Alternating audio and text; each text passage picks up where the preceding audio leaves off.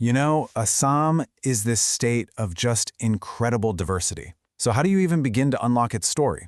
Well, today, we're going to do it by looking through the lens of one single powerful resource that's shaping its past, its present, and its future. All right, so let's try to wrap our heads around the scale of Assam for a second. We're talking about 35 different districts, over 250 tourist spots, and more than 57 festivals every single year. This isn't just a state, it's a whole world unto itself, absolutely buzzing with culture and history. But with all that complexity, how do you find the common thread? What ties it all together? Turns out the answer is a plant. To really, truly get Assam, you have to look at the one thing that's woven into every single part of its identity: bamboo. All right, here's the game plan for today. We've just had a quick peek at how complex Assam is. Now we're going to dive deep into why bamboo is at the very heart of it all. We'll follow its journey from tradition to modern industry, unpack the official policy that's driving this big shift, and see how it's all building towards a much greener future. Okay, let's dive right into the heart of it. When we say bamboo is the backbone of life in Assam, what does that actually mean? Well, it means pretty much everything. You know, there's this saying from Assam that just hits the nail on the head. There is no field in Assamese life where bamboo has not found a place. And believe me, that is no exaggeration. From the most practical things to the deeply spiritual, it is simply everywhere.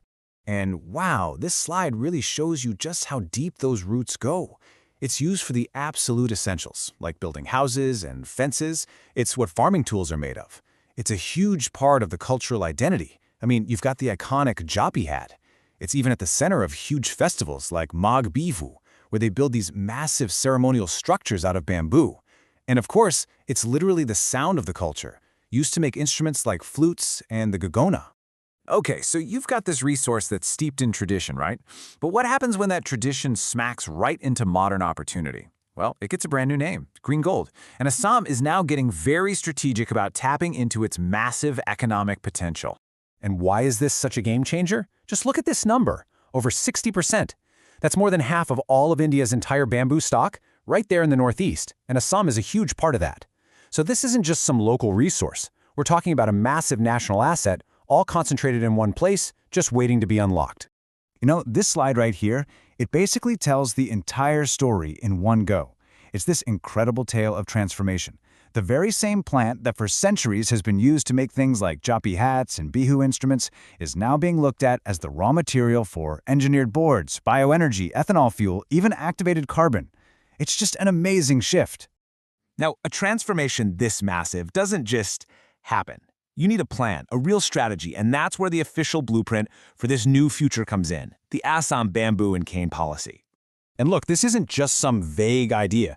It's official. What you're looking at is the actual government notice from 2019 that got the ball rolling, laying out a formal plan to completely revolutionize the entire sector. So what's the grand vision here? What's the why behind all this? Well, the policy vision is crystal clear. It's all about creating economic benefits for the people, but, and this is so important, doing it while also unlocking the social and environmental potential of bamboo. It's about growth that's both profitable and responsible. So how do they do that? Well, the policy breaks it all down into 5 key objectives. First up, conserve what you already have. Second, enhance production, grow more of it and grow it better. Third, promote all these new bamboo-based industries.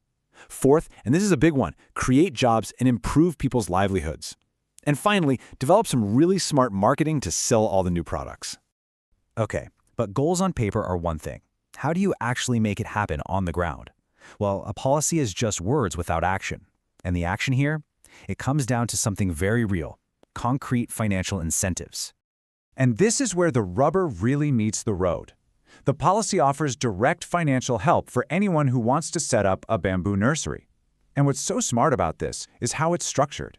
It doesn't matter if you're a small-time grower or a big, high-tech operation, the government is there to cover half your costs up to a certain limit. This is exactly how you build a powerful supply chain from the ground up.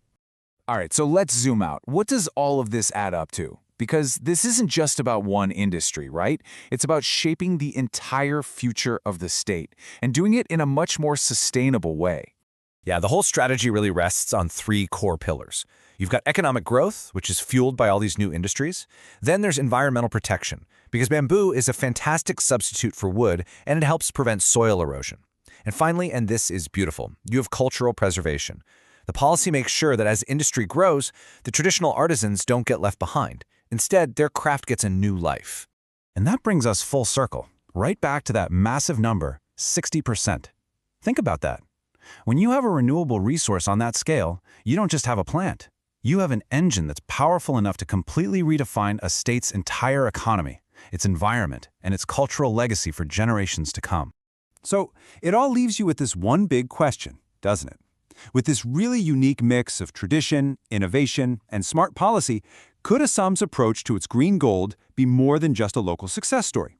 Could this actually be a blueprint, a global model, for what a truly sustainable future looks like?